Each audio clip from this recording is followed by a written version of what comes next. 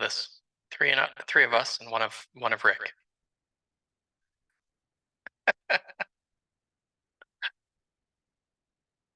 But I have a question from someone who's not even on the call. So we're starting off strong. Oh my gosh, that's awesome. So good.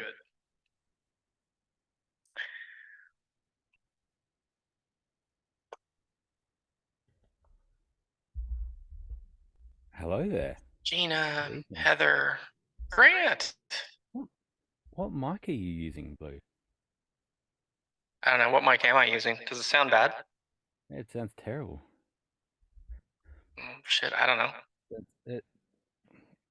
It's yeah. It sounds like an AM radio. Not very sexy. Really? Yeah, not very sexy. Not helpful. Is that any better? It's getting slightly better, but what are you doing? There's a delay on it as well. It's like a little echo. Oh yeah, I'm turning off my Rodecaster. It's a piece of shit. Did you hear that? I can just hear the cursing. That's great. Yeah, it's like a like double cursing, like that's what it sounds like. Anyway, hello everyone. Welcome to another exciting episode of Obvio Q&A in the afternoon. A few familiar faces, a few people we haven't seen for a little while, which is great. It's an opportunity for us to chat about questions you have about the platform, how to use Obvio, some little things that you might be trying to work out. We'll be happy to walk through very entry-level basic things about how to make it work, or often we get into some of the sort of advanced integrations and complex ways of doing things that we may not have even intended for Obvio to do, is where we will start chatting. You're going to try again, Blue? No. Blue's going to mime. I mean, maybe. Is that any better? Yeah, that's any better.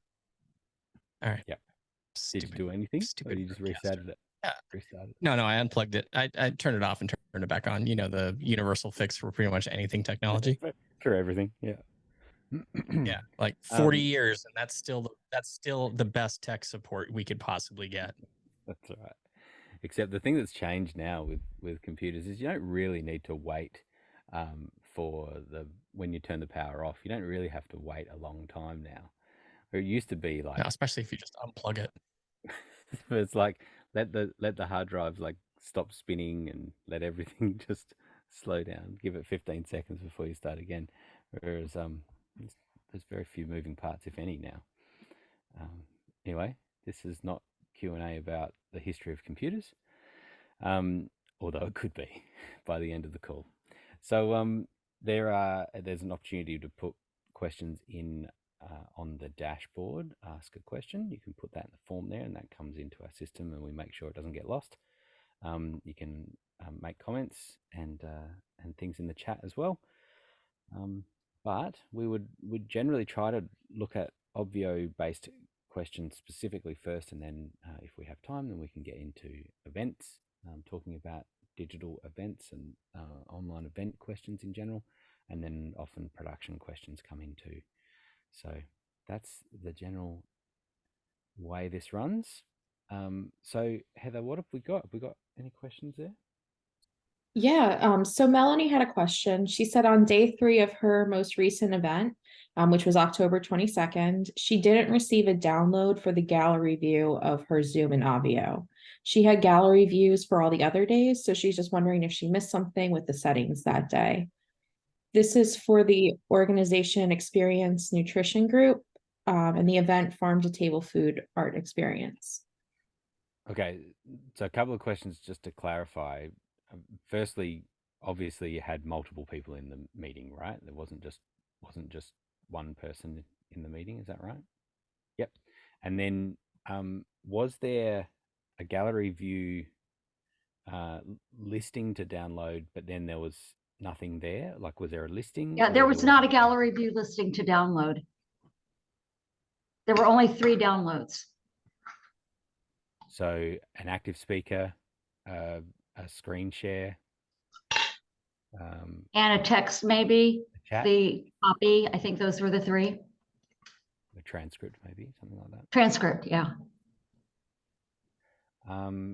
That's very unusual. With if I,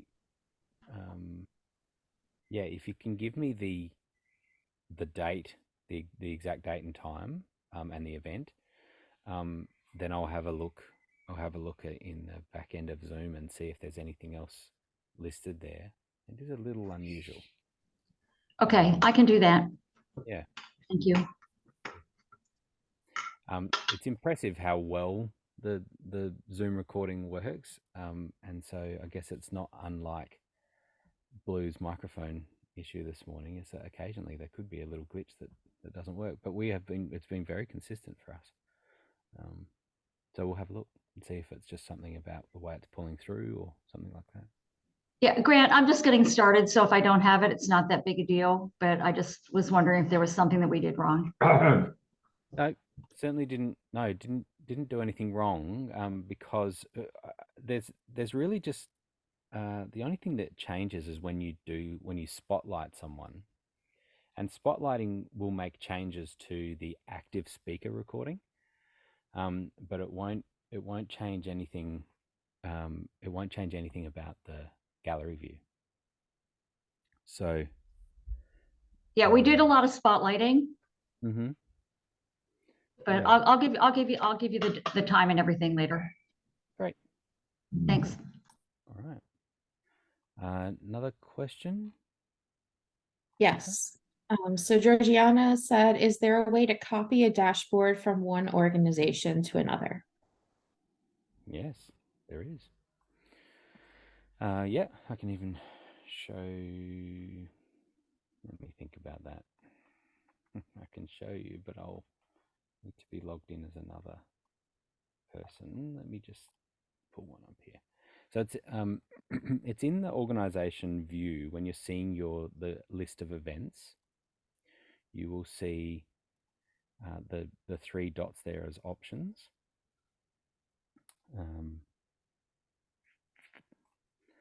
When you are the owner of that organization. So that is a key, is that you need to be the owner to be able to see this option, to be able to move it.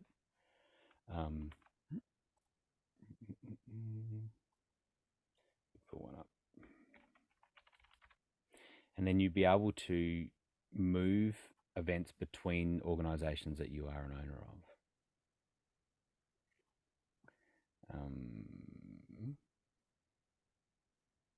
Yeah. So if I was to show you this,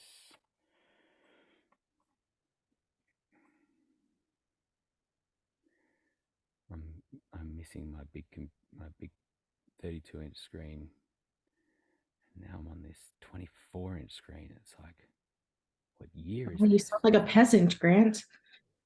Yeah, here in the dark ages. What's going on? Exactly. Yeah, I thought you'd understand, everyone. Thank you. So here you can see events I'm sitting in my organization view, seeing the events, and then there's the option to move to organization. And then you'll have, you click that, you're going to see in here, we can see lots, but you can see an option to be able to move to the other organizations that you have. So make sure that you've created another organization that you want to go to, and then you can move it. I like those questions. Does that cover it? There you go. Great. Another And then question, she Heather? also asked another question. Can you reuse an event link from a closed event ever again? Yes, we can. It's a great question. Yes. So what you can do is you can change the. If I pull up an event here, you can change the URL.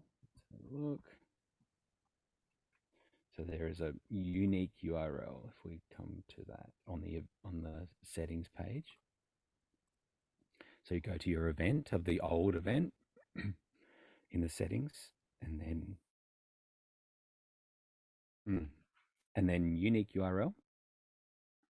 And what you would do here is you could change this to old, something like that, whatever, just make it something else.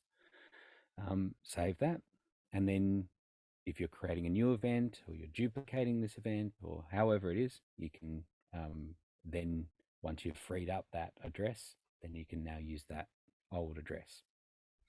So I guess the other thing to mention in that, so that totally works. You can reuse it on multiple events and away you go.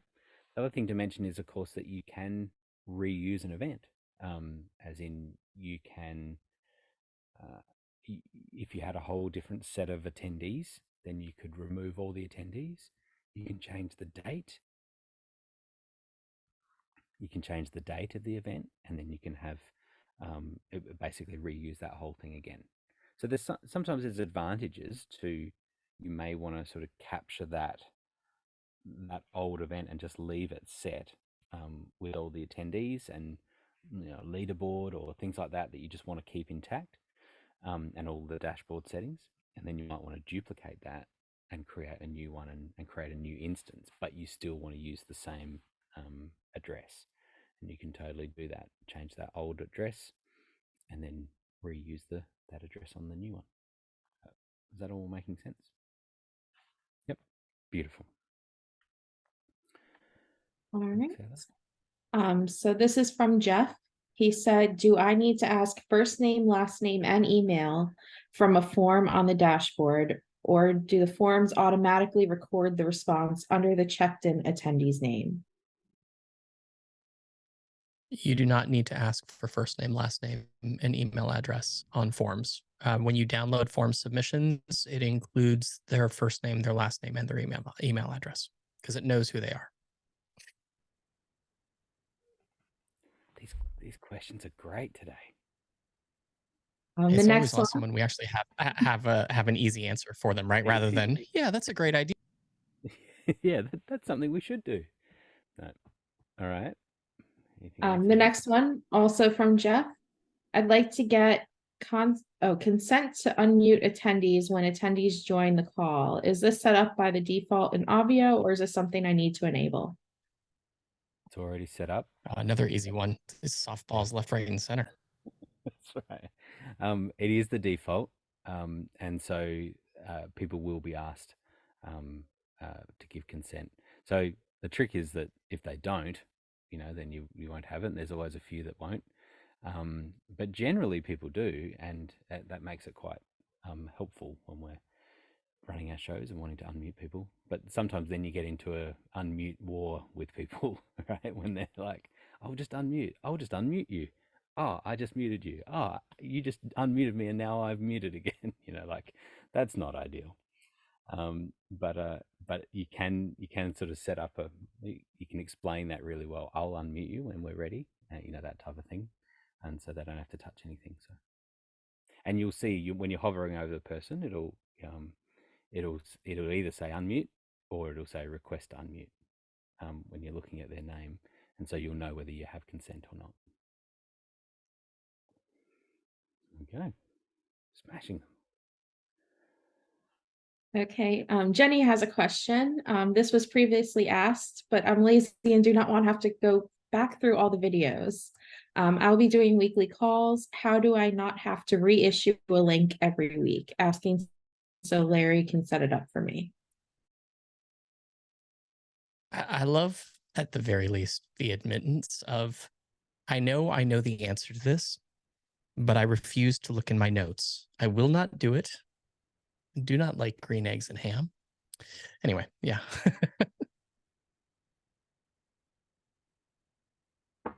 No, I'm just here for color at this point. That's it. That's all I'm here for. You get to answer everything today. That was, thanks. Special comments from Blue at the boundary. So how do you give the same link and reuse it? That's what you're asking. So everyone has the same link. So this is the key thing to this, is that you're using the same event over and over and over. and that the attendee list is not changing. You're not deleting it. You're not changing your attendee list, removing everyone and that sort of thing. Because once an attendee is created, that's a unique ID and that's a unique token that's added to the magic link that we often call it. Is the link that you would send out to people. That has that token, signs them in as that person, and then away it goes. And you can do that over and over and over again, which is what we're doing on this meeting, right? Every week you hit that same link. It's the same token magic link that you've clicked in the email, brings you into the dashboard as you, and then away you go. And all we have on this event, there is nothing unique about this event that we using every week. We haven't got any special sauce in this that is different than what you can do. This is simply an event that has a large window of start and end time for the event, because we keep using it every week. And so that as long as your attendee list only gets bigger and not smaller, right? You're not changing that, and it's the same people that you want to access it all the time, then you're fine. You can just keep sending that same link out to everyone. And have you played around with broadcasts? Have you got broadcast turned on, Jenny? Is that sending emails directly from Obvio? Can't remember if we enabled it. No, not yet. We're just now getting into all that, and I start my weekly tomorrow. And so I'm just wanting to make sure it gets set up right. It might have a few bumps to begin with. It's okay. It totally is okay. Yeah, it's the only way to get going. So are you using a separate CRM, like a management system or anything? I'm not going to pretend I know what you're talking about. I think you're talking about Keep in between Kajabi and all those. Yep. CRM. Customer relationship management system. We haven't touched on that yet. He's getting the Kajabi and the landing pages, and then he's starting into Obvio. So does he need to do the Keep before Obvio? Hang on. So Kajabi will do probably what you need. So you're creating sort of sign up pages or something with Kajabi. Is that what you're using? Oh, yeah, don't do that to Jenny. Because if she uses Kajabi, then she's got to use Zapier to get it connected. And despite her last name being so close, my suspicion is those two things are not related. She should 100% be using. Yeah, she should 100% it's not be me using. That's building it. I have a very smart person even building still, it. No, I know it's not ideal. Even still, I would be creating an Infusionsoft opt-in form, so that you can use the or Keep opt-in form, so that you can use the Keep native integration with Obvio. It's just going to make your life a lot easier.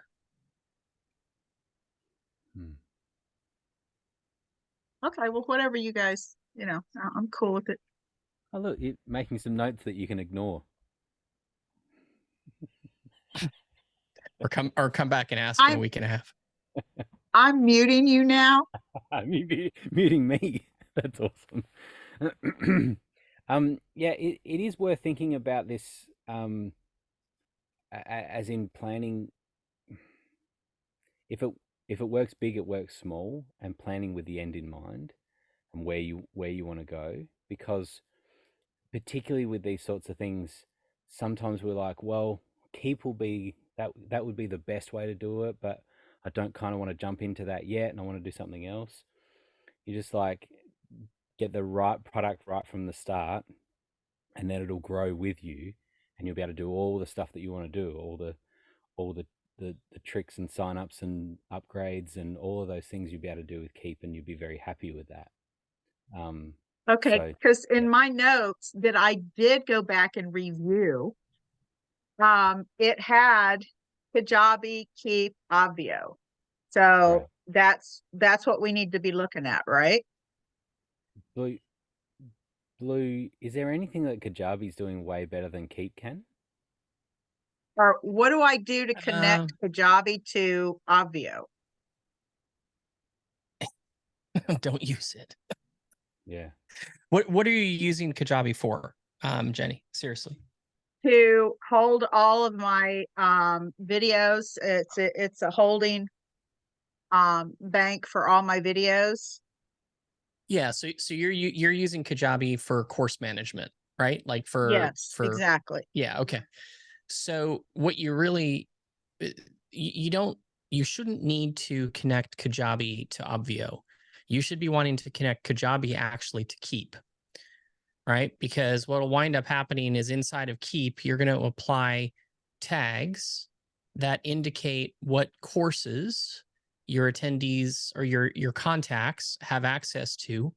Those course tags should then, I don't know how this works because I'm not a Kajabi expert, but at a high level, a tag applied in Keep should give them access to courses in Kajabi. And I know there's a way to do that.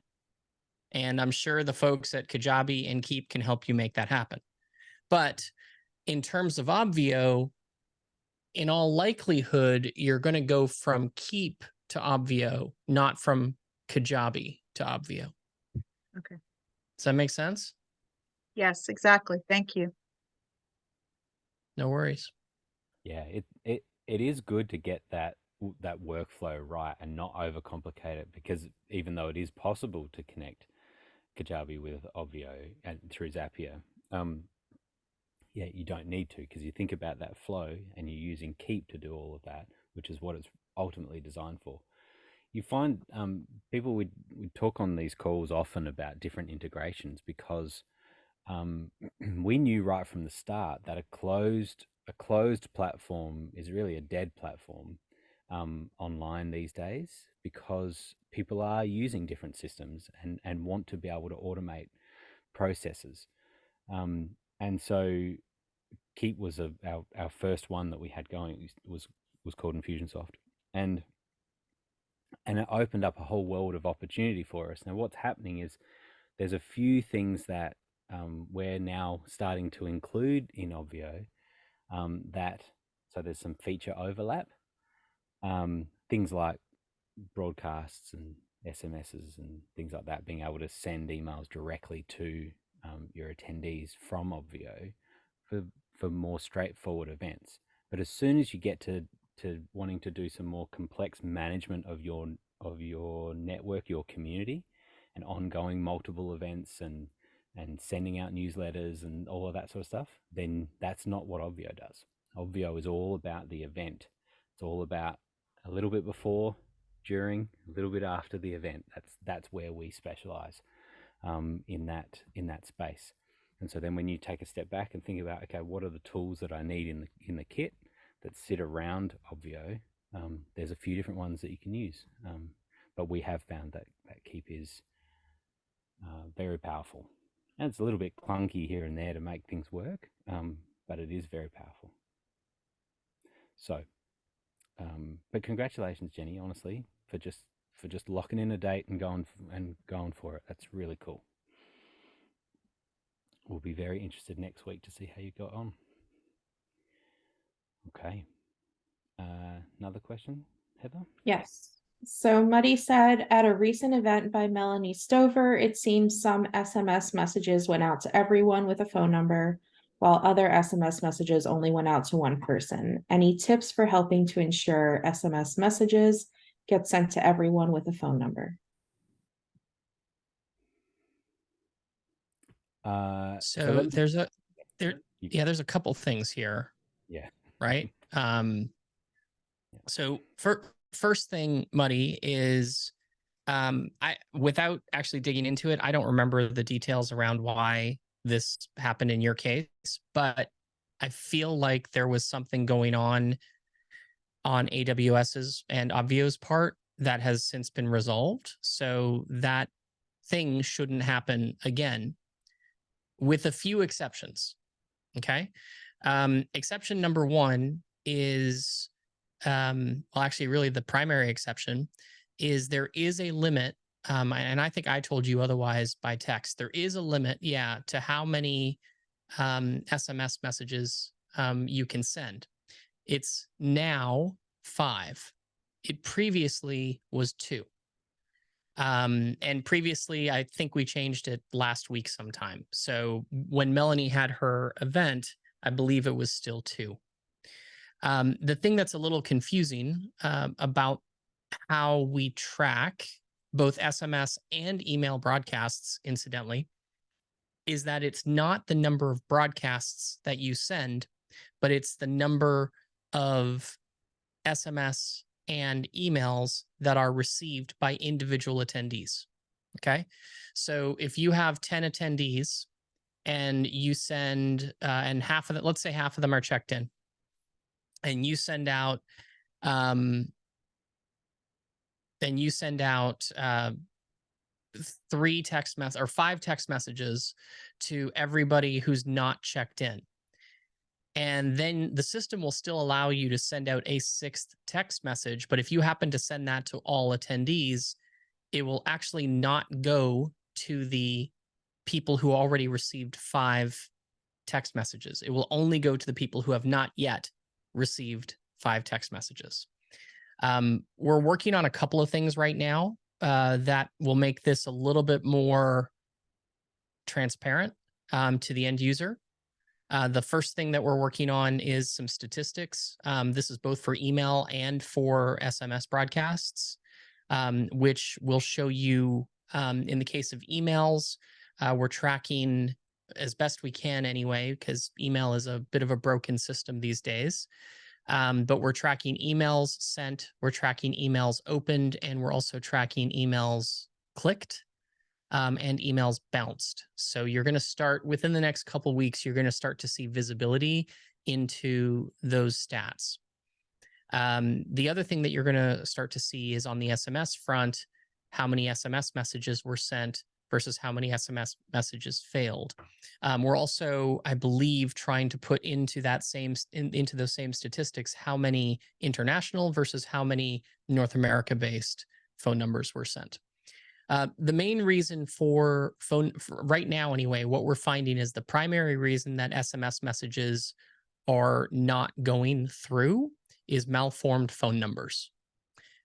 So international phone numbers need to have the plus and the country code and then the phone number. And without that, they just simply put won't go. Now, we've done a better job with US-based phone numbers in that they can be both the 10-character or the 10-digit phone number, or they can be the 11-digit phone number that includes the 1, or they can also be the +1 and then the 10-digit phone number. So we've done a decent job with most American phone numbers to ensure that they will always go through unless they're just the wrong phone number, right? Like when somebody filled in your form, they typed in 7005 instead of 705 as the area code, right? There's still user error in all of this stuff, right? Including, emails and phone numbers. So that's a little bit in terms of, in terms of what you're going to start seeing. Something that we're working towards, and you'll probably, my hope is that you'll see this early in 2024, is we're also looking at giving you additional visibility so that in addition to those stats, you're going to see a link that allows you to actually either see who specifically clicked, who specifically opened, who specifically bounced, etc. We haven't quite gotten there yet in terms of what that UI looks like. But we're looking at giving you additional information beyond what's coming. So there you go. Yeah, there's possibly some overlapping issues there too, Muddy. So sorry that was the experience. But yeah, I recommend putting, particularly for someone who lives outside of the US, I recommend putting pluses on all the numbers, and having it uniformed across everywhere, because it's easier to look at, I think. But yeah, and if you're using one of the integrations, that's not always ideal, right? Like you may have a large event with a couple thousand people, and all of your data is stored in Keep or in HubSpot, And all of the custom integrations now allow you to import phone numbers into Obvio, and it's an automated process. So it may not make sense or be feasible for you to have somebody go through, 1,000 names and confirm phone numbers. It may be worthwhile, but it may not be feasible. Yeah. But it is nice too having another contact form, a contact point with attendees, because as Blue said, you can have user error where they put the wrong email address in. The chances of them putting the wrong email address and the wrong number is pretty slim, and so it's good that you get one form through to them. So cool. And I'm grateful for Heather looking into it and getting the details on that. But the other thing that she shared with me, which I didn't know, is if you look at the billing information, it actually shows all those SMS messages and how many went out. So that was super helpful in kind of figuring out what was happening. So quick tip. Yeah, that was actually going to be something else that I thank you for saying that, actually, Muddy, because sorry. Well, that's annoying. Sorry. The other thing that I was going to say is when you're sending a broadcast, whether it's an SMS or an email, there's a little count now, which you probably have noticed, that tells you how many people this particular broadcast is going to be sent to. That count is based on current numbers, right? So what it's not taking into account, it doesn't take into account scheduled emails or SMS messages that are scheduled in the future. So if you have 5 SMS messages scheduled and you go to schedule a 6th, it won't show you 0 messages will be sent because those messages haven't happened yet. So it just simply is a count. It's an estimate, right? That count is an estimate based on your current attendee list and current tags, groups, and any other stats associated with it. The system, both in the case of emails and SMSs, will actually gathers the list of attendees to send the broadcasts at the time of broadcast. And the reason that's really, really important is because if you are scheduling, let's say, an email to be sent to everybody who's not checked in, if we were to gather that list of names at the time that you schedule the broadcast, and then at the time that the email actually goes out, there's half of your attendees who are already checked in, we want to make sure that that email only goes to the people who have not checked in. But we have no way to, I wish we could, but magically determine how many people will be checked in at that time. So the stats in terms of how many people are being sent a specific broadcast are based on current numbers.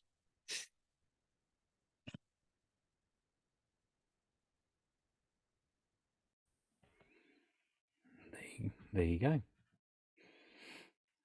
All right. Another question? Yes. So Georgiana said, last question, I promise. Can you create your own page outside of the speaker, sponsors, etc.?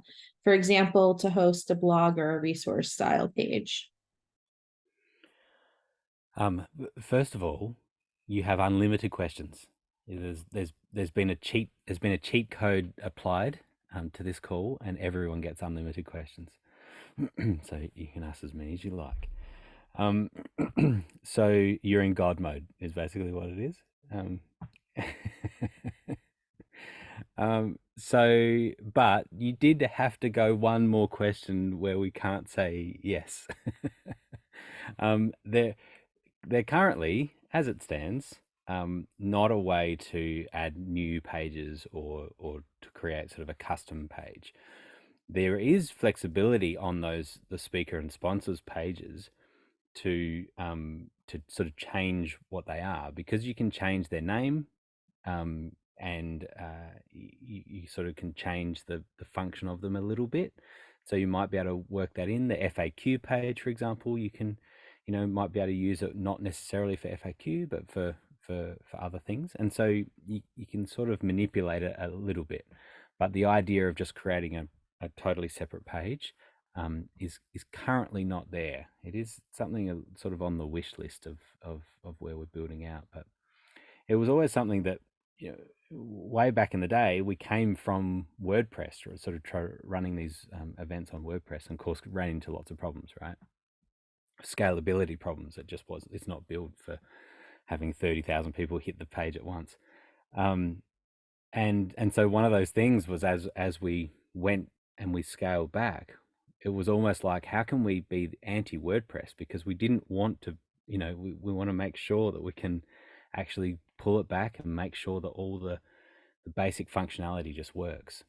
Well, as we were building out, we're getting actually better and better at scaling and being able to bring about some of these features that are on WordPress pages. And so it's interesting the way that we've come back around. And so I'm not saying never. It could actually be that we do have that type of thing. And Marketplace is kind of moving in that direction as well. And so that's kind of opening a bit of a door to that area.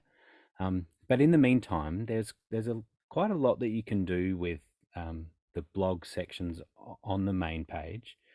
And I encourage you, I think that I think people are used to one-page sites now, you know, where they're sort of just scrolling through, and they're not having to find navigation and look for different links and go to another page and make it load, but they're just scrolling through and they see it all. And that was really the idea too behind, we call them blogs, but they're really just sections of content. But being able to order that. So you do a multi-day event, for example, and you're doing a specific announcement or something about day 2, and this is a recap of day 2 or a recap of day 1 or a welcome to day 1. It's actually really handy having all of those just still there, you know, and so you scroll up and you get down and you get right down and you see the welcome to day 1. However, there's nothing stopping you customizing that a bit more and turning off things from day 1, and now you only see the day 2 things. So it's very easy. We were talking about this last week, as far as that is one of those key things about timing, that you can set a time on lots of the features on the dashboard for it to appear and for it to disappear. And it's a whole nother rant about being careful and to not lock yourself down to times in your event, and to make sure that it flows when you want it to flow. But a good example is that, you know, that, you know, by midnight on day 1, or the end of the day, you know that you're going to be you're finished and you want to put up a welcome to day 2 message. Then you can automate that and have the blog disappear. Day 1 disappears, and day 2 appears at the right time, the exact time that you want it to appear. And that's the sort of thing that you can have scheduled in advance before your event even starts. You know that there's a bunch of dynamic content that's just going to automatically appear and make it unique for the attendees every time they come in and out.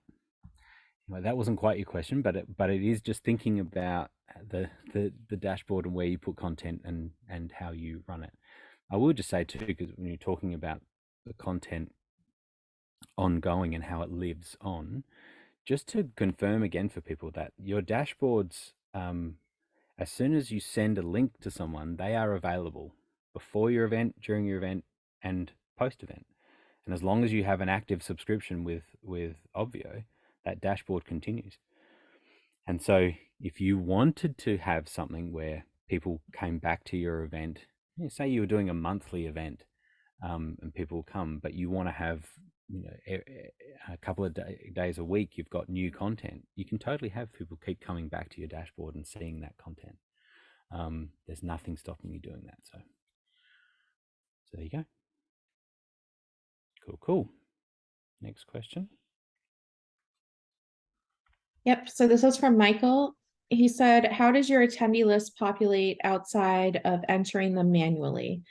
Does the registering proof enter them into the attendee list?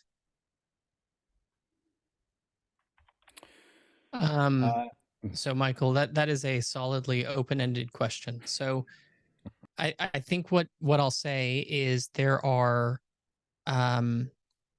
three, let's call it, actually there really is kind of four, but let's call it three main ways that you can get attendees into Obvio. Way number one is you can add them manually, and you may not want to add all of your attendees manually by going to the attendees page and clicking add and typing them in and going forward from there. That makes sense. It's a arduous process, especially if you have, you know, hundreds or even thousands of attendees. It's actually arduous even if you have tens of attendees. So the next way that you can do it is you can import an attendee list in CSV format, kind of like a spreadsheet sort of thing, into Obvio. And as long as it's formatted in the right way, that will allow your attendee list to be automatically imported, or not automatically imported, but manually imported without you having to type each one of them in. The third way to bring your attendees in to Obvio would be by using one of our native integrations with your CRM in order to import attendees when a specific action is taken within your CRM. And it's different based on which CRM you're using. We have native integration now with Keep, MailChimp, HubSpot, ActiveCampaign, ConvertKit. Am I missing one? I feel like I'm missing one. Oh, High Level. Oh yeah, thank you. And High Level. I will tell you, in addition to those 6 CRMs that we have native integration with, we also have a native app or native integration with Zapier, which really opens the doors to a tremendous number of third-party applications. I'll also tell you that we're working on a 7th integration right now for Entreport, which is another one of the services that a lot of our clients use. So if you're using one of those services to sell your tickets, there's a way to essentially indicate to Obvio that this person is an attendee. It's usually a tag or something along those lines. And then that person gets automatically imported into Obvio, and their URL will get automatically copied back to their contact record in your CRM, allowing you to communicate with them from your CRM. And that's all automated once you set it up for the first time. I said there's kind of a 4th way to bring your attendees into Obvio, and that there is, but it's not really 100% just yet. In fact, I would say to you, it really shouldn't be used until early next year. But that's the marketplace feature. And you can, if you're using the beta of your marketplace feature, then when you sell a ticket on marketplace, it will automatically import them into Obvio as well. So there's that. And then there's a 5th option, talk about an open-ended question, for free events. And that is the sign up option. That is on, under design. There is there's an option on the left-hand side called sign up. And if you enable sign up, it opens up a sign up page in addition to a link to that sign up page from the login page. That sign up page asks for first name, last name, and email address. And then when the user types it in and presses sign up or whatever you have that button say, it adds them to the dashboard and it lets them into the dashboard. So I wouldn't use that if it's a free event, if it's not a free event, because there's no way to have a payment associated with that process. But if it is a free event, that is the easy way to do it.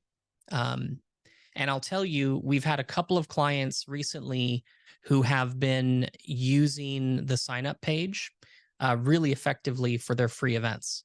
And essentially what they've been doing is they take the login page and they redirect it to the sign up page. So if somebody lands on the login page, they automatically see the sign up page. And you can do this with scripts. It's a little bit more of, I'll call a semi-advanced level move. So Jenny, don't do this. But I know. I'm sorry. I'm just giving you a hard time. I'm sorry. But essentially, what you can then do is share your dashboard URL, blah blah blah.obv.io publicly or via email. They see the sign up page, type in their first name, last name, and email address, click access the dashboard, and boom, they're in. So I think it's a really neat way to bring people into a free event. But again, that only works for free events. That particular process does not work for paid events. Hey, and Blue, what if the same person comes back and tries to sign up again? What happens then? They are logged into the dashboard and they automatically go in. That's new. Sure. Yeah. Well, yeah, no, I feel like that's one of those things. It's one of those things that is it is new. You're right, and possibly always should have been there. So there we go. Yes. But I think Jeff and Muddy were talking about that, and so just to confirm it, because I know that Jeff uses that quite a bit, the sign up. Yeah, the sign up feature is pretty awesome. Yes. And it's nice because, like, especially when you Jeff, if you're using that, we've been doing this, like I did it just like 2 days ago for a pretty big event for like 2,000 people. So we took just a simple JavaScript to redirect, right, and put it in the here, I'll show it to you, because why not? We're here, right? Let's not worry about the fact that I'm searching for real estate taxes to figure out how much I owe on my house. Okay, so the event that we just did this for is this one right here. And they were using, so under design, the sign up page was turned on, and they had renamed the button as well as updated the text here. And then under scripts, they had one script that they had added that is a simple JavaScript redirect. And we did use the option to add only to specific pages, and the specific page we added that script to was the login page. So now when somebody who is an attendee goes to Greg Luther, they do see the opt-in page for like a fraction of a second, or sorry, the login page, but then they see the sign up page, which is really nice. And then to make things, just to add a little bit more fun to this one, that sign up page can also accept URL parameters in the URL. So first underscore name, last underscore name, and email. That comes in handy if you're sending a broadcast from a CRM that allows you to merge those details into a link.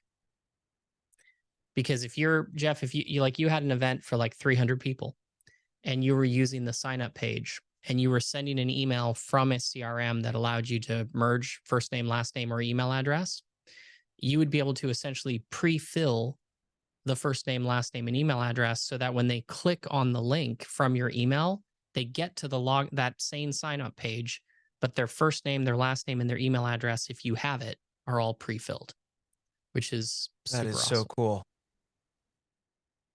Yeah, because it just eliminates friction, right? All they have to do is click enter room and they're done. So I'll put in the chat the structure of how you would have to how you'd have to send that out.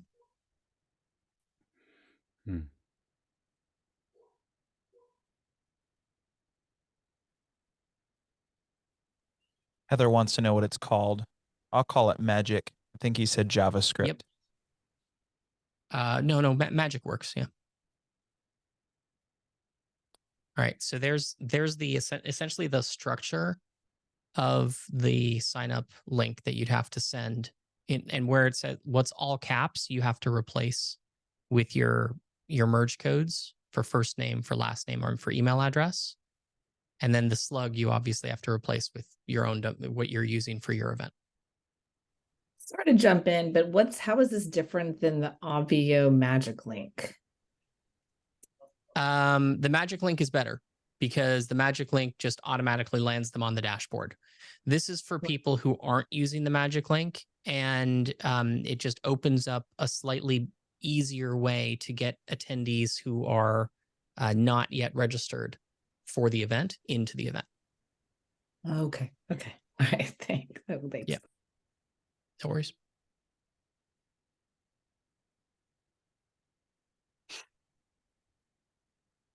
All right, I'm done talking. Okay. Sorry, Heather.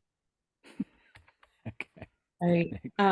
This is actually from the other Heather. She said the GHL connection broke. It did not create an Obvio link. Are there any issues that you know of? No, but this is the second time that you've been on one of these calls in the last 3 weeks telling It us doesn't that. link me. I don't know. I know. I'm not trying to be mean. Well, we actually programmed it with a anti-Heather Havenwood. I knew it. Bug. I Yeah. knew it. Yeah. Well, it's not my account. It's not my event. So Yeah. you can. So Heather, would you do me a favor? When this happens, can you please email help@obv.io? It's not something that we can track on this call. I want to get developers involved so we can see in the logs why it disconnected, and so we can solve the issue. Yep. So yeah, we what we did is just went back to the Zap to fix, because it was like an in the moment, like it was like in that Monday. So it was last week. So do you want me to still email them and just tell them when it happened? Does that help? Like, Is it still disconnected? Did we you reconnect? I didn't, because we just had to get through it. So we just now Sure. we're on Zap. Yep. Fire Heather an email, or fire us an email at help@obv.io. Let us know when it took place. Let us know the event name that it took place with, like the what the event is, so that we can track it down. And then Yeah, I don't know we what happened. should be able to still see that from last Monday. Okay, I'll let you know. I'll email you guys. I'll get my dev guy and see if he can do screenshots or he can explain it. I just in the moment I was like, just change it back to Zapier, and then we'll deal with it later. So that's it. Glad you had a solution. Okay. Our next question's from Michael. He said, where do we set up email and/or SMS for our attendees?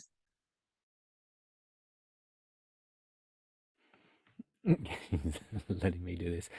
So what we do when we're offering or planning to have a new feature is that it is an opt-in process when it's a beta option.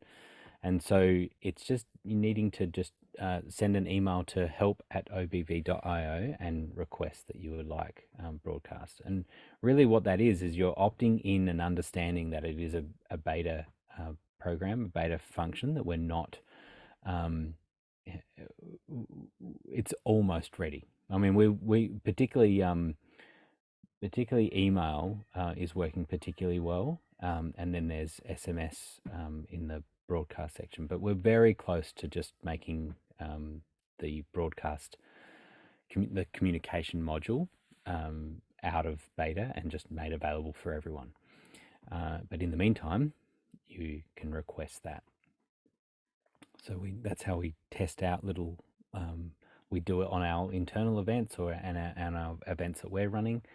We'll run new features, and then we'll open it up to people that are willing to try it out, knowing that it may, that you would not totally 100% rely on it. Perhaps that's the type of thinking with a beta feature, and that's what you acknowledge when you're opting in. So, and that's how you opt in. Just send an email, and then we can enable it for you. Cool. Jeff said, sorry, I'm reading different words. Can you help me format my form button on the dashboard? That sounds like half a sentence, but sure. Yeah. Awesome. I'm in, do you want me to screen share? What's the easiest way? Sure. Screen share works. Okay. Yeah. Let me pull it up over here. in case you guys need to go in on your end, it's the organization is Squabbles, and it's how to solve squabbles. It's the event I got coming up tomorrow. Let me pull up a new tab here.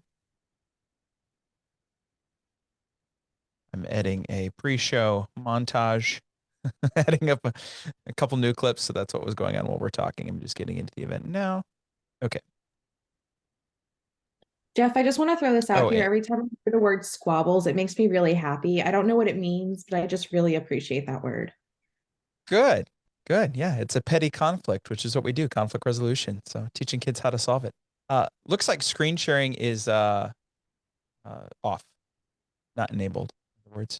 All right, here, why don't I screen share? I think I've gotten myself to the right spot. Is this where what we're looking at? Pull you up. I get dual monitors, but you're on my other one under a layer of things. Yes, you got it. So it's the take the next step, the giant blue submit button. Well, I love you, blue. I would prefer that that's not as big and as blue.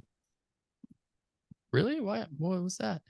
All right. So do you want to match this join on Zoom blue? Is that the blue you want to use? If I can match the green, that would be awesome. Kind of a action step I want them to take. So like the green is go. All right. So I'm pretty sure that this happens under edit post form styles. Okay. Which means that this edit post form styles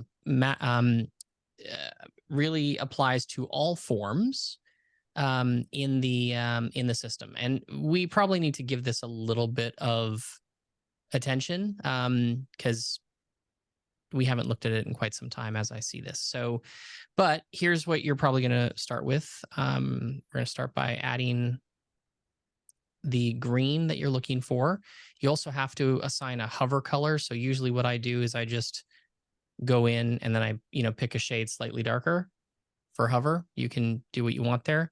I'm also going to change the pink text to white because you probably are looking for that. Change your button size to, oops.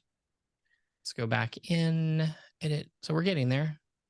Edit post form styles. I'm going to change your button radius to 5, and I'm going to change your form. Oh man. Hate it when that happens.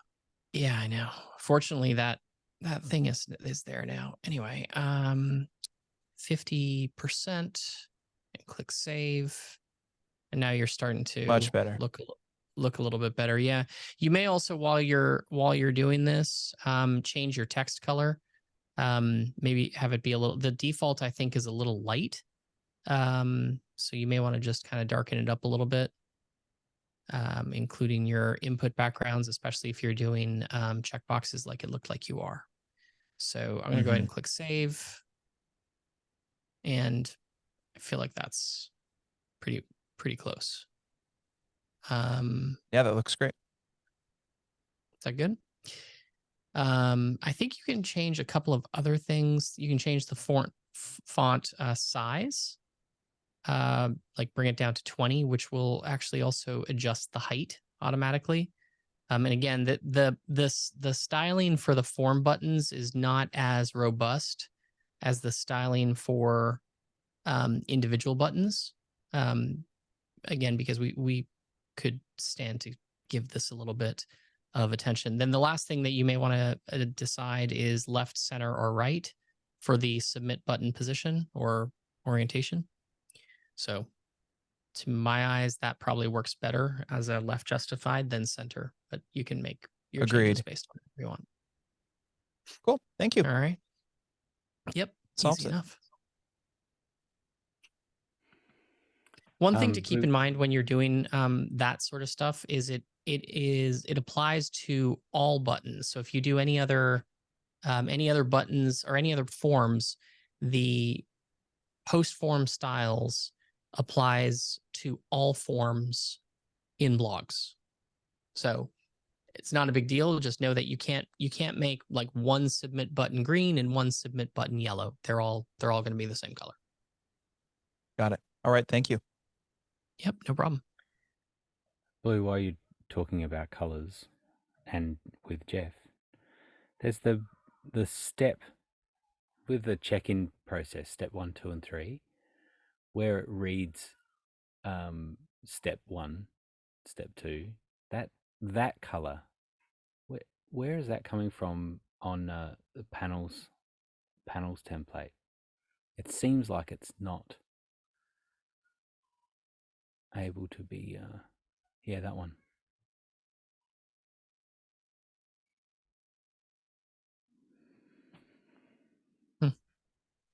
Actually, looks like there's a I think that was last week's call or 2 weeks ago we were playing with Yeah, that. it was. Yeah, we were. Oh, there we go.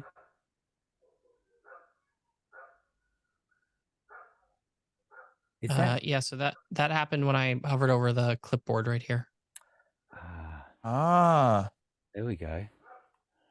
Is that the Although same? it doesn't on the really make waiver? sense that it says step 2 here and it says step 1 here. Right. But it's the same panel across those 3 steps, right?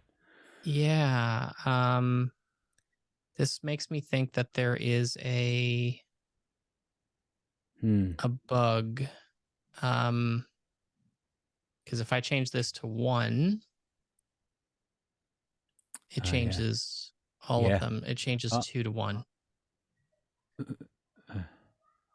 Or is that doing that because of what is enabled? Maybe. Oh, yeah.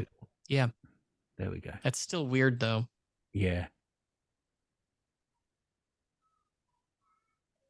Oh, and then I guess if I enable tech check, then on password, you can go first, second, third. Yeah, that's okay. That's the reason why.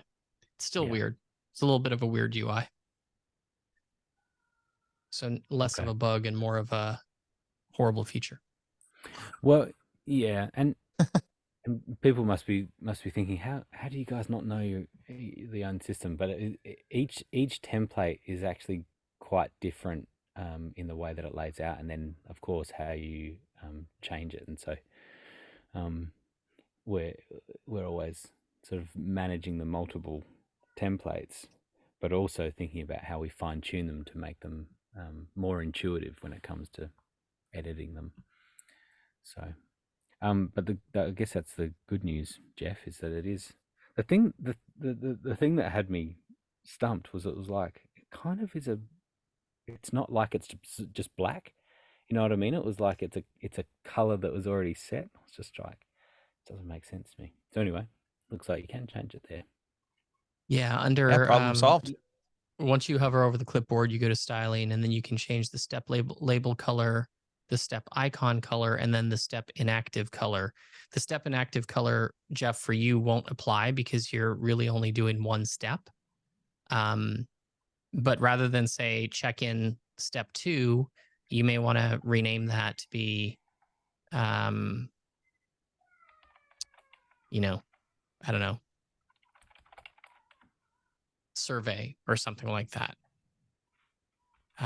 So Yeah, where you do that again, is just by hovering over the checkbox on the waiver step. And now you can make that change here. So you can call this like survey. Sounds good. And then they have a clipboard that has like a checklist. Maybe, yeah. There you go. Cool. Thank you. Yep. No worries. All right. Buddy, what else should we change on Jeff's? Anything else? He's cracking me up.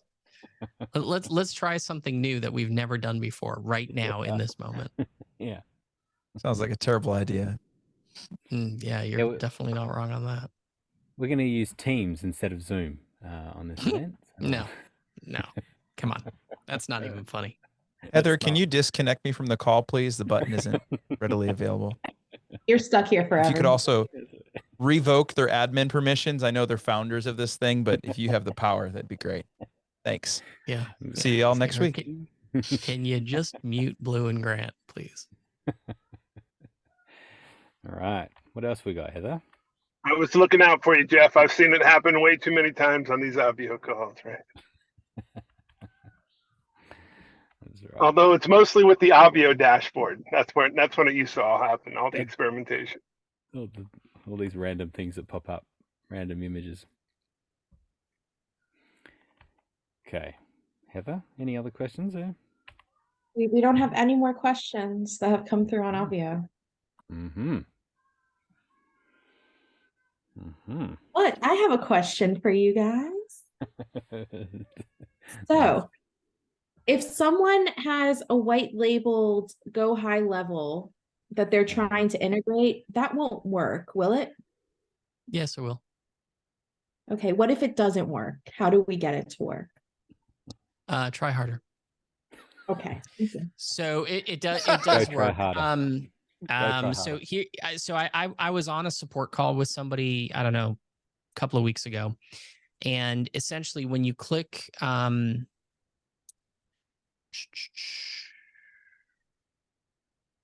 when you go, sorry, it's locked in us.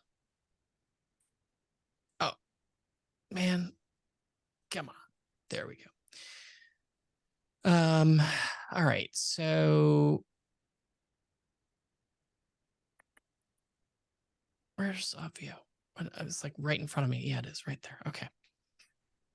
So when you go into the event that you want to connect to Go High Level, and you go to attendees and you go to services, and you click on High Level, what that's going to do is that's going to take you to an authorization page. You click the authorization button, and then you click, then it says, log in on Go High Level to continue. Note, if you're already logged in, please log out, log back in. So I'm going to go visit High Level.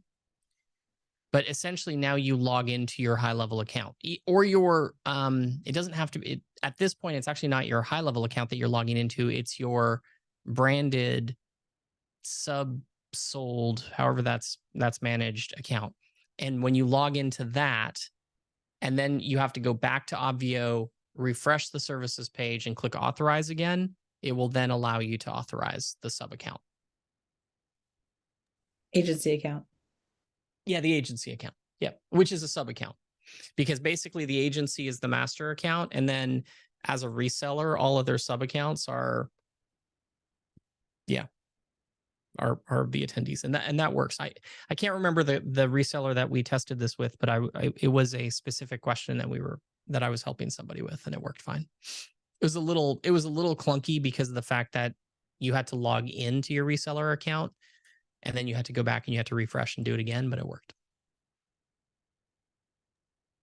Now that you do that, I'm wondering if that was the problem, because we were doing it on the agency level, not the sub account level. Maybe that's why it keeps breaking. I'm just talking it through.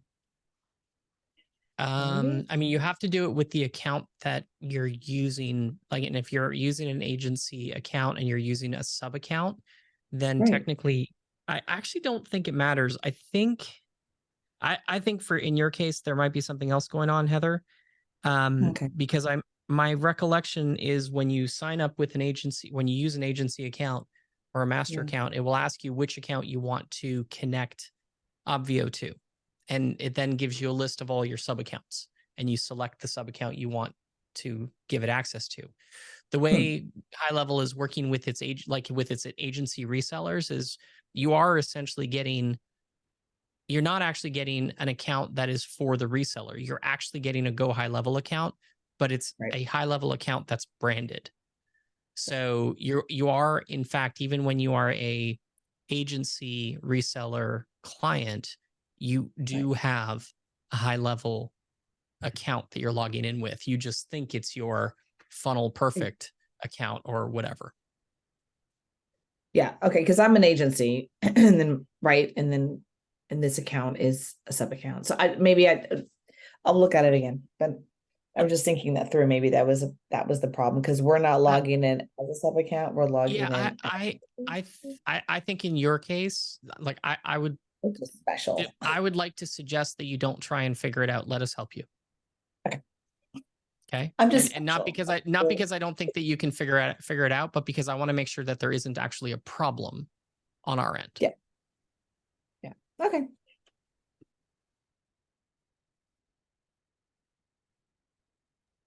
I don't have any more questions to try to pull out for you guys. Sorry. Yeah, excellent.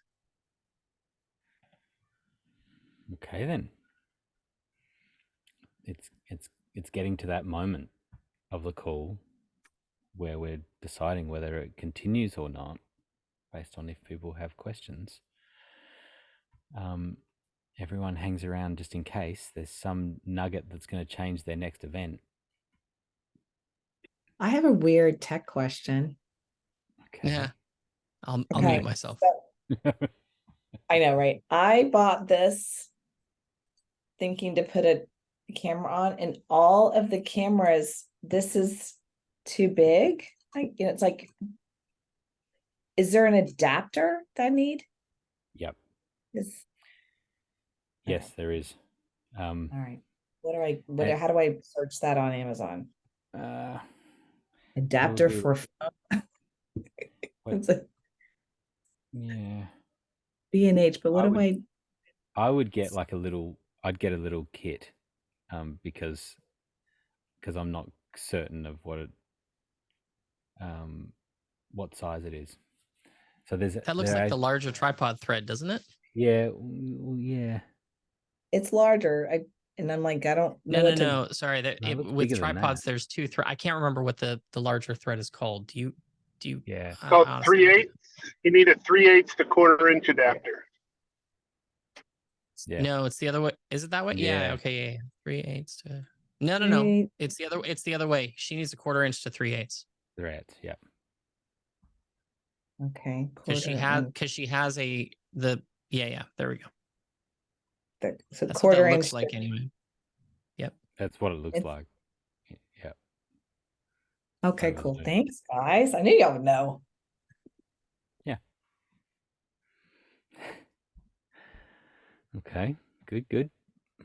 Glad we got to the end of the call for that. We'll be able to see it next time. Have a camera hanging on it. Thanks, Grant. That was nice. Thanks. That's funny. Oh, who have we got? Jenny. Yes. End of call, Jenny. I was waiting for all the smart technical questions to get done.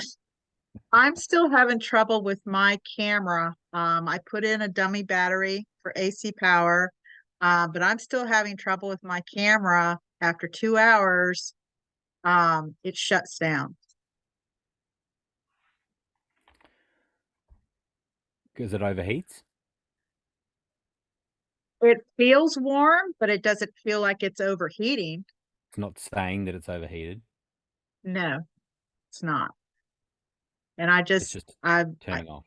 It did it on the last call when we had an event, in this group, and it just shuts down after. It's usually 2 hours. And what have you got a battery in there? I ordered and I got a dummy battery for AC power, because I thought, because originally I was plugged in through the side into AC power and the battery was still in it. And I thought, maybe that's what it is. So I ordered the dummy battery, and it still did it the other day when we were on a call after 2 hours. Is it a Sony? I can't figure it out. Yeah, it is a Sony. Yes, it is. And is your dummy battery a Sony dummy battery or an off-brand? I'd have to go look. It's the one that B&H recommended. What? Yeah, Muddy was just. It's better off-brand because Sony dummy batteries don't help. Is there any other setting? I don't use. I've got Canon that just stays on all the time, but I haven't used Sony. Is there another setting in the menu that's kind of? Is there something that's That's what I can't figure out. I've gone on YouTube and looked, and I just don't need it shutting down on me. Well, I tell you one thing that I would do is in the short term, and probably for your events anyway, is to record in the camera and to have it roll. And so as long as you've got a big enough card in there, then you can just have it recording. And I wonder if that would stop it from shutting down. If it is, if it's not an overheating thing or something, then that could be something that I'd test that anyway. And you could just put it on record and walk away for a few hours and see if it turns off. And if it does turn off, you can look at your recording and see how long the recording is, and that'll tell you how long it lasted for before it turned off, or if it will just stay on because it's recording. So that's something to play around with. Thank you. Another inexpensive thing to do is to replace your video capture card. That shouldn't affect it, but just in case, that's a cheaper way to do it. Those are usually $30. Eliminate the cheaper things and then focus on, is it going to be the camera? Because might be the age of the camera, who knows? Might be, I know on my Canon, if I have it in ultra high definition, it doesn't like it. High definition, it can go for hours. That's a good point. Are you at 1080p? Yeah, that's what we were just saying. Okay. And is it the A6100 or the A5100? You're talking about the camera? No. Yeah. ZV-10 or something, is it? Yeah. Oh, okay. Oh. Yeah, those are a little bit more tricky from what I've heard. Yeah. Yeah. I'm going to try. I wonder if it's in the HD. I'm going to try that. Go through it and look. Do you have a video capture card like Richard was talking about? I don't think so. No, I think I've got the card that came with it. So yeah, I'd have to look. You might be talking about two different things there. So I'm not sure I know what that is. Jenny's plugging into an A10 mini. For capturing. Okay. Yeah, all right. Yeah. Okay. So that's different. So that's all cool. But the card, if we're talking about an SD card, then that'll be something different for recording. So you need an SD card to record. So you can play around with that. See what that does. Thank you. Yeah. All right. Anyone else? We got Bez, you got your hand raised? Oh, look at him multitasking. Bez, you're up. I'm up. I'll put my hand down, but Okay. I will ask a question since I put my hand up to help her, but Nice. I can't really. These are tough. But I actually do have a question. I was going to try to figure it out, but maybe you can help me. I'm using the lefty template, and I'm listing like a series of things on the left-hand side. Is there like a white line I can separate things to make it look more distinct and separate, or no? Like in between stuff? I believe there is, but the way you're asking the question makes me question whether or not there is. So Bez, what you want to do is up at the top of the sidebar. There's a button that is like edit sidebar settings, something along those lines. And in that, there, assuming it's on the lefty template, which it should be, but anything's possible. You should be able to select the thickness of the separator. You're looking for the separator. You should be able to change the separator thickness. You should be able to change the separator color and also the separator style. I see The it. separator, In fact, the separator color is sorry, go ahead. No, go ahead. I was going to say the separator color is the most common problem because your background color may be the same as the separator color. And if that's the case, just change your separator color. Yeah, you're 100% right. That's my problem. I get cool. It's the same and then color. The other thing you can do, which I've found when I do use the separator, that sometimes there's a little. Sometimes I don't like the spacing. So the space between items, which is the slider right at the top of the sidebar settings, allows you to put a little more space in between the items that you've put in your sidebar. Ooh, okay, that's a good tip. I'll experiment with that. Thank you. You're welcome. Boy, it's great to be in a room with tons of smart people. I love it. Well, I just love the fact that half the questions today, or more than half, we had an answer for. That's I love that. Me too. It's been good. But it does feel like we're winding up. Last options. Any further? Oh, yeah. God mode has stepped in. Unlimited questions. You should never have said that to me. Go for it. Okay, it's not Obvio specific. It's a little bit of both because after meeting with Blue the other day, you mentioned that I should pick like 3 to 4 industries that I'm going to work with. And I've been trying to refine my right fit client statement to match that. But I want to, like in Obvio, have them, like as they're joining my list, just send them straight into Obvio. So instead of building out a blog with the posts or even emailing a newsletter, I want to just have them go into Obvio, and then from there I can have like a monthly inner circle or something, so I can I'm thinking of working on building up my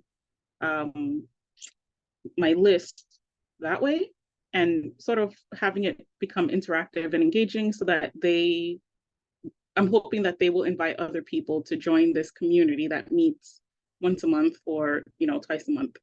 But I am still struggling with my statement, but I want it to be like the thing when they come into Obvio, they see this is the community for without without making people feel like, no, this is not for me.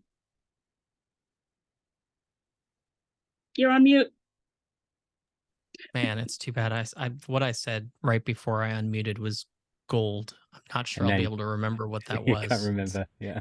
Yeah, because it basically what happens is sometimes I channel things. It just came through me, right? It didn't come from me. Anyway. Okay. So Georgina, here's a couple of things. Number one, don't build your list that way. Don't build your list on Obvio.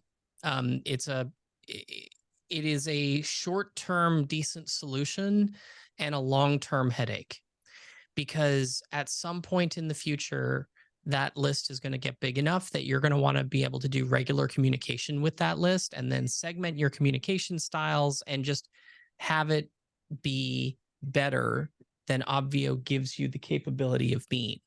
You're definitely going to want to use something else to do that. And this is not something that this is not something that is fun to change mid flight, right? The whole build your plane as you fly it doesn't apply here. This is one of those things where you should like more pick a horse and ride it. Wonder how many of those stupid lines I can come up with today. But really take a look at the different options out there and pick a solution. They all are fine. There's oftentimes when I say something like this, the next question is, which one should I pick? You're not going to have a bad decision. You can use any one of the ones that we have chosen to integrate with. I think are all fantastic solutions. So there's 6 options there. And I will also tell you that if you talk to somebody who loves ConvertKit, they'll tell you a bunch of things they don't like.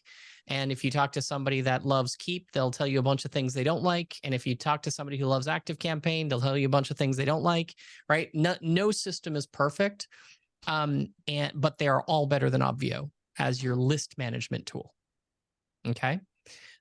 So what you kind of want to have them do is sign up for your community on a page that generally is built by that tool.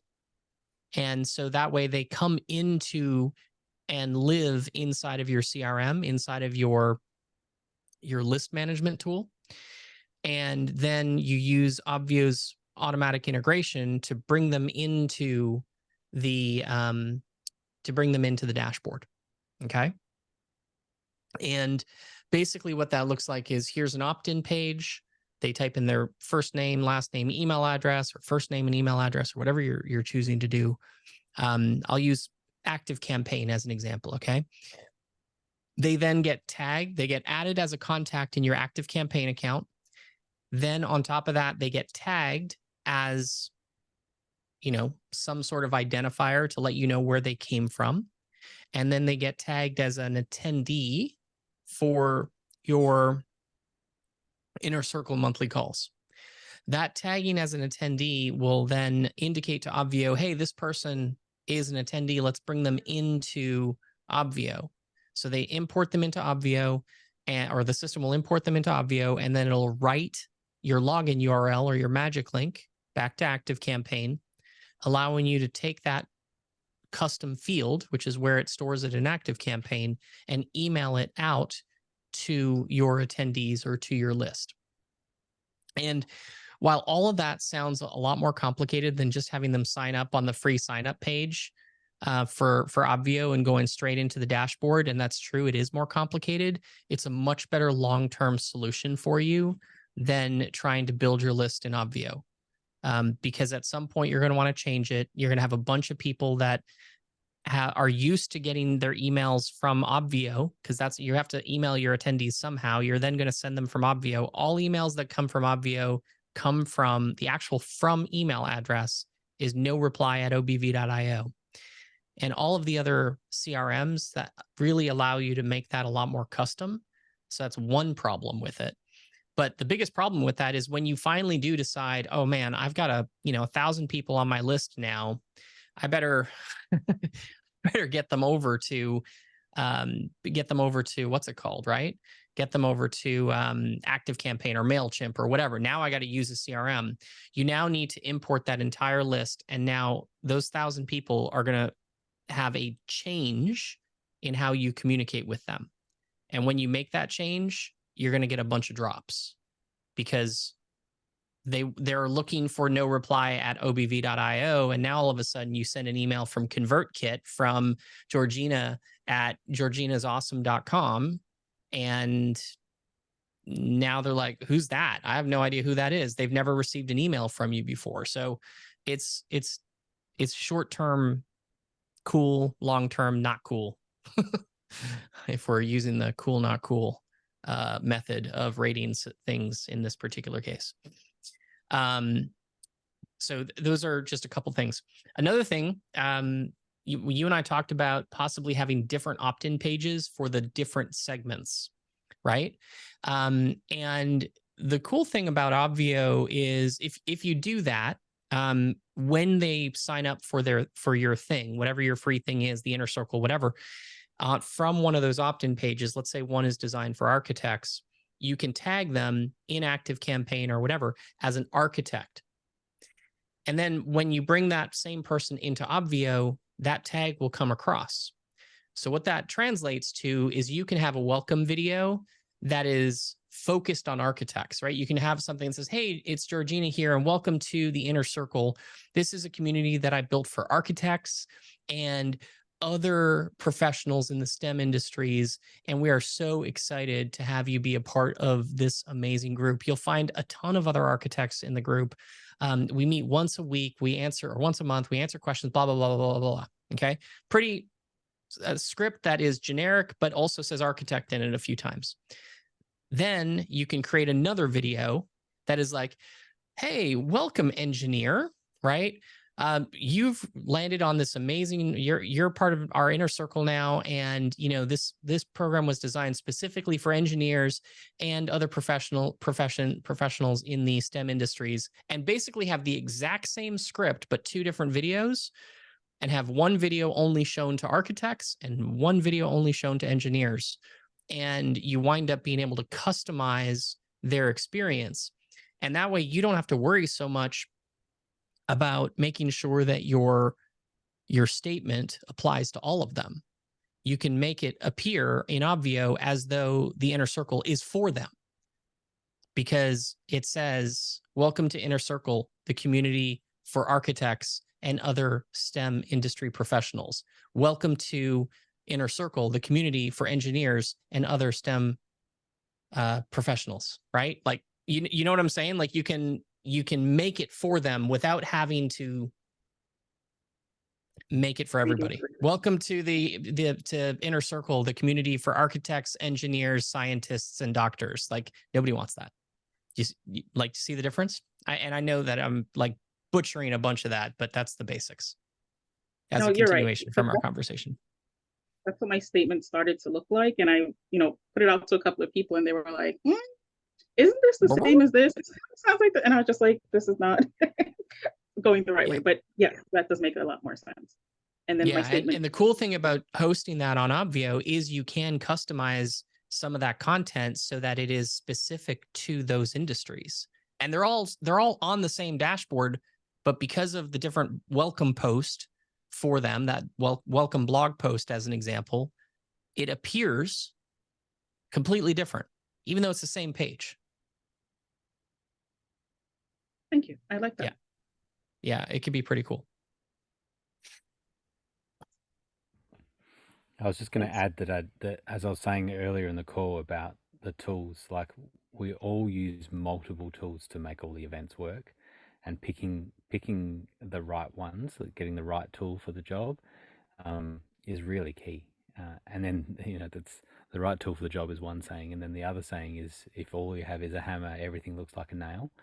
And so sometimes we pick the wrong tool, and then we're like, I want to use this for everything.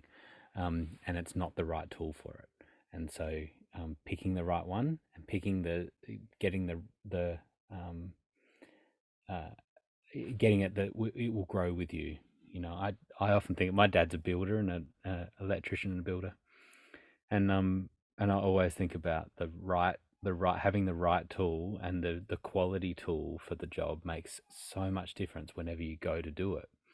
And so having something that grows with you is really key. And so that's why I totally agree with Blue that all those CRMs all have pros and cons.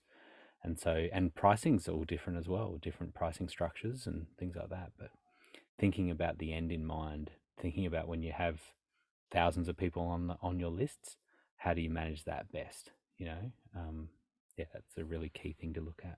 And what other things you need in your toolkit. But all the best with that. Sounds great. Bez? Yes, real quick, just going back to that edit sidebar, and it worked, but it didn't work how I wanted it to work. But then to clarify my question, Blue, was it's in the agenda. When I add an agenda, I want a separator between each agenda item, so it's a little bit more distinct. So I did do what you asked me to, and I did see what it did on my sidebar, but where I want those separators is between the agenda items, and I don't know if that's available. I'm gonna give you a solution that is gonna sound really hacky. Okay. I'm okay with that. So here, let's just, I don't know if this is gonna work, but let's just see. So we have our agenda right here, and I'm gonna say, actually, I'm not gonna do anything. I'm just gonna add an agenda item. That is this. It's like item 1. Save. I'm actually going to go into the agenda and I'm going to eliminate that footer. And then I'm going to add another agenda. Click save. And now in this agenda, I'm going to remove the title and I'm going to remove the footer. And then I'm going to add agenda item, call this one item 2. Have this one start tomorrow.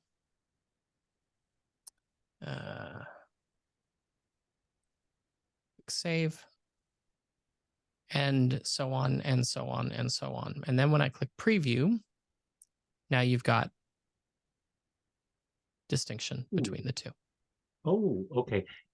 So basically what you're doing is you're adding multiple agendas, right? But so let's say this one, I'm going to again go in, I'm going to remove the title, but this time I'm going to leave the footer, because let's say I only have 3 items. Now I'm going to add my last agenda item, which I'm going to make for the 10th. And then I'm going to go ahead and click save. And now when I preview this, you'll see I've got agenda item 1, item 2. Oh, I forgot to change that to say item 3. But hopefully you get the idea. That's a way that you could potentially do it.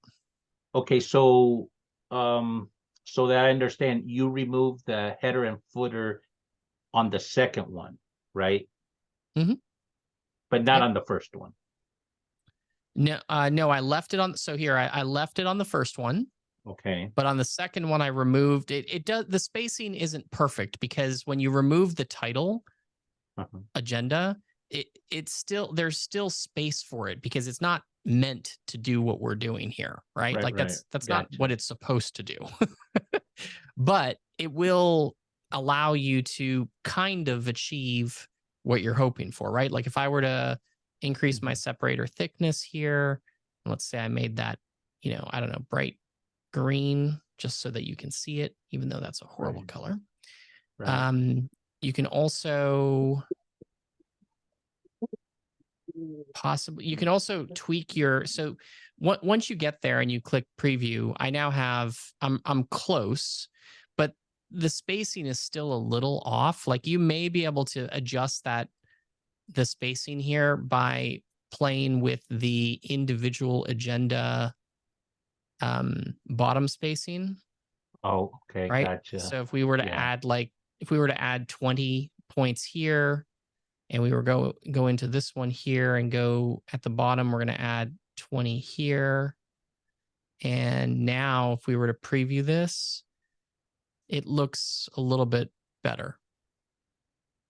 So it's not perfect, Bez, because it is a little hacky. We do have 3 agendas, and you do have to mess with the spacing a little bit to make it work. But I think you can get where you're trying to go by doing that. No, I'll do it right now just to test it. So thank you. I just, I didn't. So I'm good with the hack. I'll test it out. Thank you. Yeah, no worries. Great. Final call for any other questions, comments. You're all good. So Blue, are we deciding to stay on the evening calls? We have not made a decision on that yet, but it does feel like it's what we should be doing.